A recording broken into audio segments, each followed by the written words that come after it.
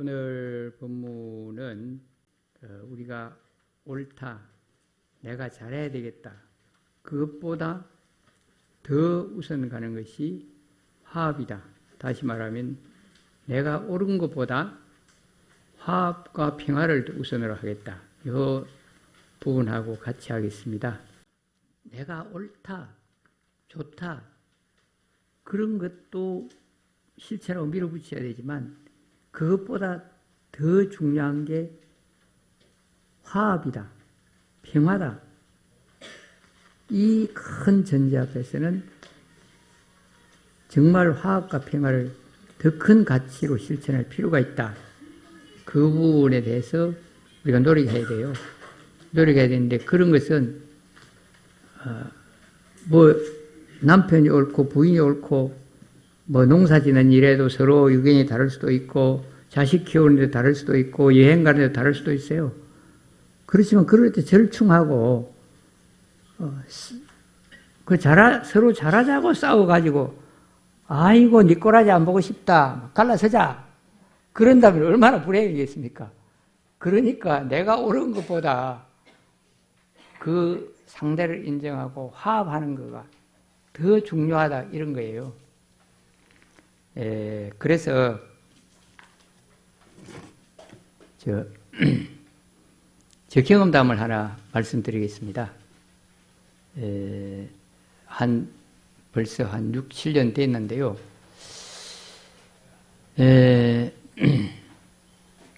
저희 어머니가 음력으로 헤아리면 102살이고 양력으로 헤아리면 101살에 별세하셨어요. 저는 승려대에서 20대부터 이 위장이 안 좋아서 그 어머님 그 마음을 불편하게 참 마음고생을 많이 드렸습니다. 그런데 그래도 나중에 승려돼서 이렇게 살아오면서 이제 밑에 동생이 둘째 아들 며느리가 내모셨어요. 그러다가 이제 만년에 95세의 그 무렵부터 한 6, 7년은 이 정토사 절에 모시고 제가 어머니를 모시고 살았습니다. 그런데 그러다가 이제 돌아가시는데 이제 편찮으시고 병석에 누워 계실 때 장례식을 어떻게 할 것인가 그런 행정관끼리 논의도 있었고 그랬어요. 그래서 저희 어머니도 이제 얼마 전까지 상당히 전까지만 해도 우리 아버님이 좀 일찍 돌아가시고 그 이후까지만 해도 장례식은 집에서 해야 된다.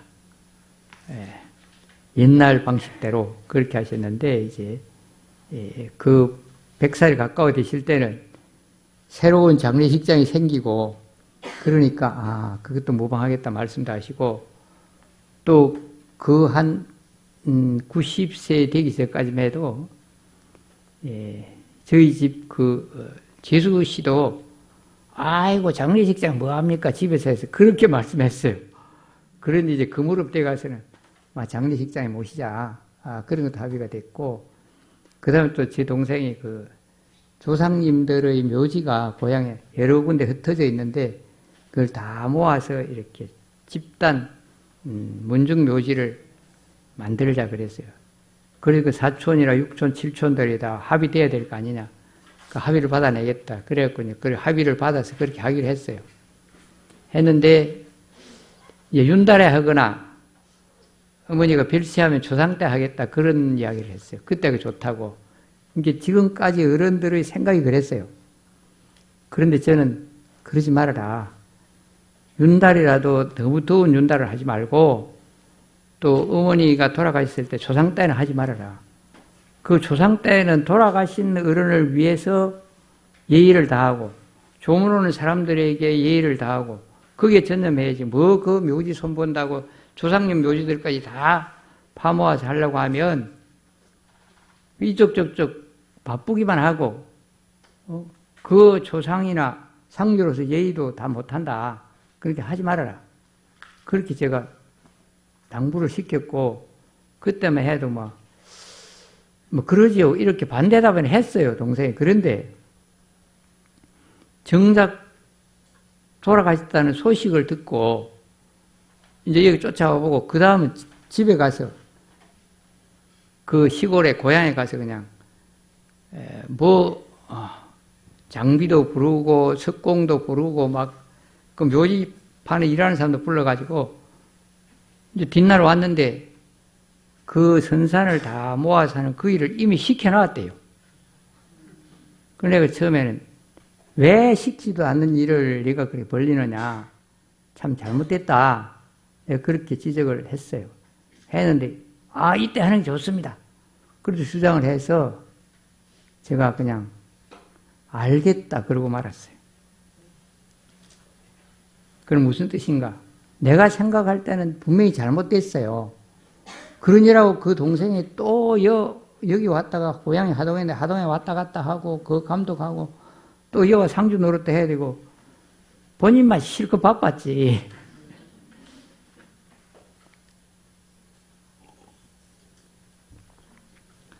그래도 잘못됐다 한마디 하고 말았어요. 이제 평소 때 같으면 좀 야단을 크게 치고 그럴 수도 있는데 왜 알겠다고 끝냈겠습니까? 지금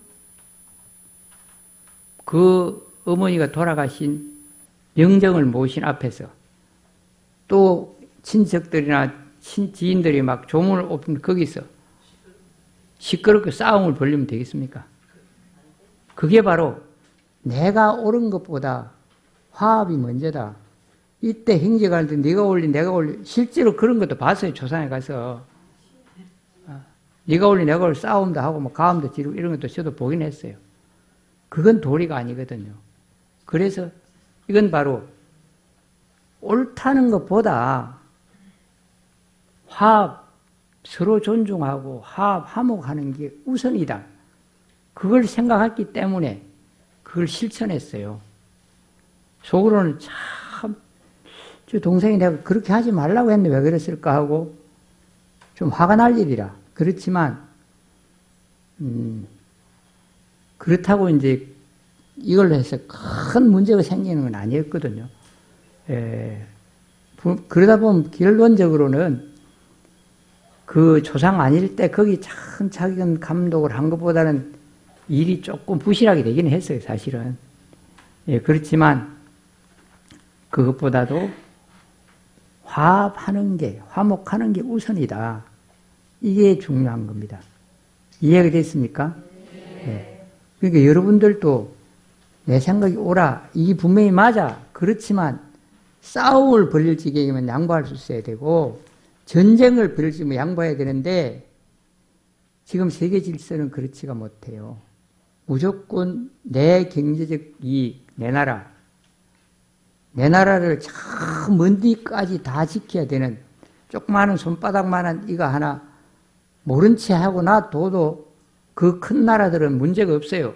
그래도 끝까지 갉고 무역도 못하게 갉고 있는 이런 현실인데 이것은 그 세계 강대국은 또 권력 있는 사람은 자기를 지키려는 것은 좀 진리하고 멀기도 해요. 꼭 그 사람들 옳다 하고 그렇게 하지만 그거하고 우리들이 살아가는 거하고는 같진 않아요. 그런 점도 있습니다. 그러나 화합과 화목, 평화가 그만큼 중요하다. 특히 불교는 부처님 가르침은 다른 신을 믿는 종교에서는 이런 대목이 있다고 들었어요. 우리가 믿는 신을 믿지 않거든, 안 따라오거든, 총칼로 위협해서라도 믿게 해라. 그런 게 있대요. 그런데, 그래서 이슬람교에서 코란을 받을래, 칼을 맞을래, 이런 말도 있다고 하는데, 불교는 절대 그렇지 않습니다. 설령 부처님께서는 내 가르침을 따라오지 않더라도 폭력을 써서는 안 된다.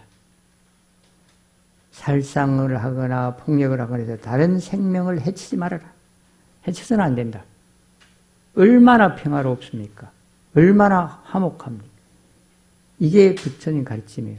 그래서 부처님 제자는 이런 일이 있으면 그럴 때 인연이 그렇고 이건 화합이기도 하지만 인연에 순응하라. 인연에 순응. 평소에 조상날 때 그렇게 하지 말라고 시켰지만 이미 일이 벌어져 버렸으니까 따를 수밖에 없다. 그게 또 인연순응법이라. 무슨 말이 알아요? 이미 현실이 그렇게 됐으니까 내가 받아들이는 거라. 근데 몰라. 그렇게 하면 안 돼. 중단시켜. 그러면 싸움이 벌어질 끼고. 또 시키던 일 복잡해지겠죠. 돈을 물어주든지 업자들하고 다툼이 생기든지. 그러니까 그런 현실과 인연을 순응하는 것이라. 바로 이런 부분들이 우리 불자들이 화합과 평화를 지키는 것이고, 그것은 인연을 순응해서 나도 괴롭지 않고 상대도 괴롭지 않게 지어가는 것입니다. 아셨죠? 할 수 있겠죠?